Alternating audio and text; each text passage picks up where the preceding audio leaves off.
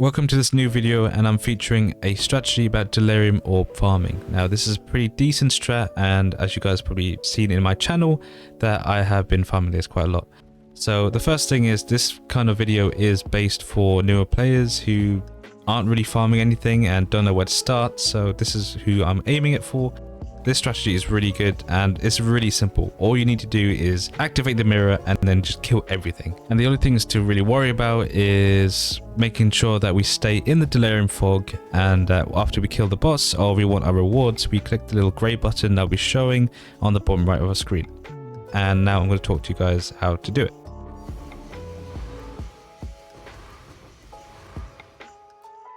Alright, for our main objectives. So the first objective is that this is a very simple strategy, as you want to activate the mirror first and then clear all the mobs. And the second objective is that killing the boss is very important, as one of our Outlast nodes later on, it will add a whole level to our rewards once we kill the boss. And thirdly, the last objective of the strat is that it's for beginners, and without being too difficult, I ran about 50 maps and it's about a 5 div per hour strat. But if the investments do grow in price, then we might lose significant profit. Build requirements, so things that this build needs. The first thing is you need really good clear and able to take down mobs that have delirium influence to them. With the rare mods, they will become quite tanky, and it also leads us to the second thing, is having a decent amount of survivability. And I'm not saying like really tanky, but a decent amount of survivability so that like one breath doesn't kill you. But with really good clear, you should be fine. And lastly, it's not much of a build requirement but a PC requirement, because delirium, well, for me is very taxing on my computer for some reason, and even though I have a decent computer, it's also one of the reasons why I didn't do 100 maps as I usually do, so I only did 50, because towards the end my PC was really struggling. So I just want to say that like, if you have a decent PC, then it's pretty good as well, and like worse end computers might struggle a lot, but just have a test. So some important tips is that we are using alters, either blue or red. A good tip is that you can actually pause the game to read them as shown in the footage.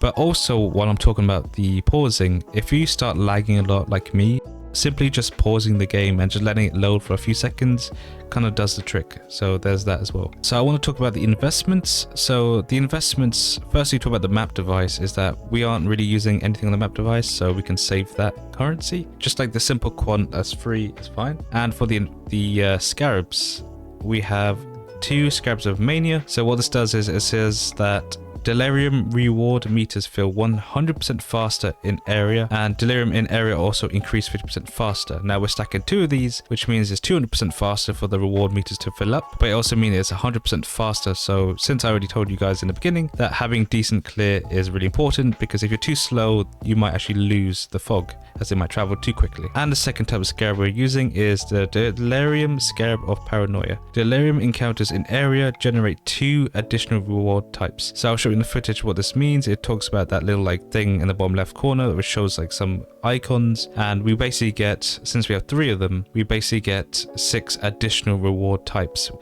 So we are using 3 of those, and that would be pretty good. Okay, now for our favorite map, or the map I was using, was Tropical Island. Now Tropical Island is also a very straightforward map, and the boss is literally at the end, so it's just a beeline there and kill the boss. Now you can use any other map really, but the main ones, or the ideal maps to use, are maps that are long, straight, and have a decent boss. So I'm talking about examples like Phantasmagoria, Strand, Beach, and Tropical Island. These are all good maps they can use. And going for Juice, obviously if your build can run it, 8 modded are always the way to go, because extra quant, extra pack size are stuff we need. But even just a rare map is fine, completely fine. 8 modded is for the cream of the crop, so that's good. Now for our Atlas tree. So the Atlas tree is actually pretty simple, and the first things we're grabbing is some shrine stuff, and then we're taking delirium and some ritual.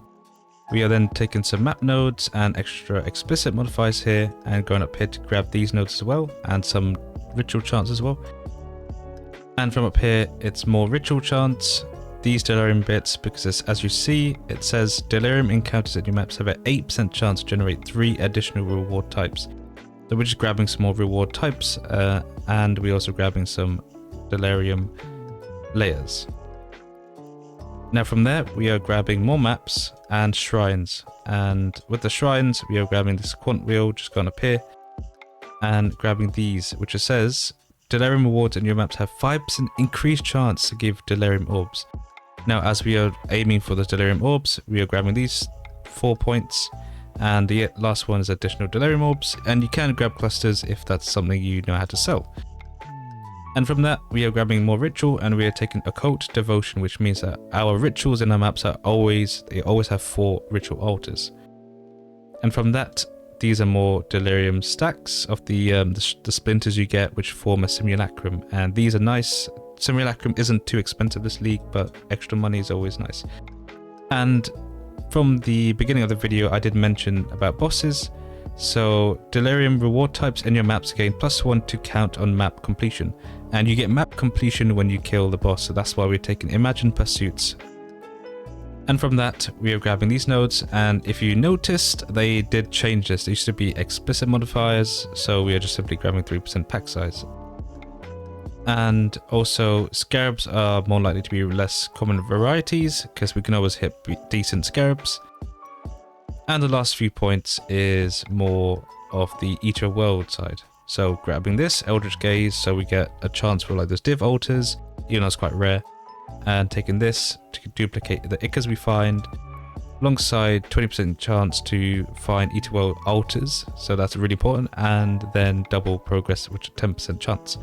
Now you don't have to go blue, you can always go red, which red will be over here, Wrath of the Cosmos, and then we will have this wheel up here.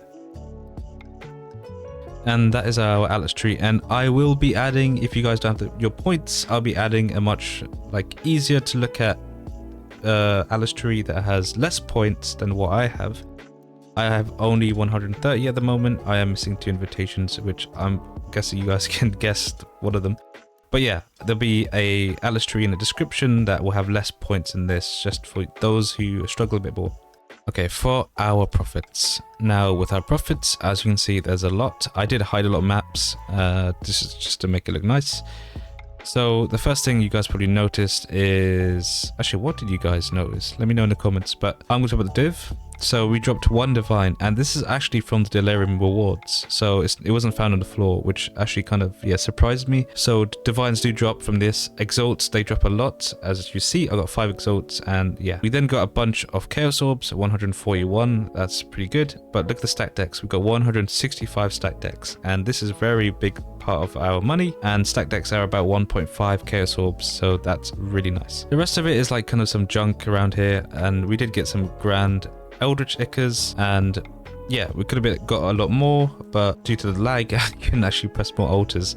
So this would have been a lot more Ickers, and these grand Ickers do go for a decent amount as well. Scarabs, we did get some bloodlines, which is pretty nice money, and like a lot of these ones, and some T17s as well. So I did run this on Phantasmagoria, and I believe this is what dropped from there, Abominations. I did run some Strands and some Beaches as well. So we did get 4 Abominations and 1 Sanctuary. So it's pretty good, about 1 T70 per 10 maps. We did get our 1 Screaming Invitation, and then a bunch of maps here. Now, we did get Incubators, which I did use a few, but that's not factored in at all. So Delirium Orbs, as you can see, there's quite a large majority over here. So we have these, and then we have 50 blacksmiths, 57 armor smiths, and 45 jewelers, with about 40 fine delirium orbs. Now, skittering are always going to be very expensive, so here's the delirium orbs. So we got a bunch, and simulacrums. So we got 8 simulacrums and pretty much half. So that's pretty much the profits, and I'm going to go to the spreadsheet. Oh, and the last thing we did drop is Darker Half. Now these drop actually pretty commonly, and they're going for 45 chaos each, not for the set. So this is 45 times 3, and we dropped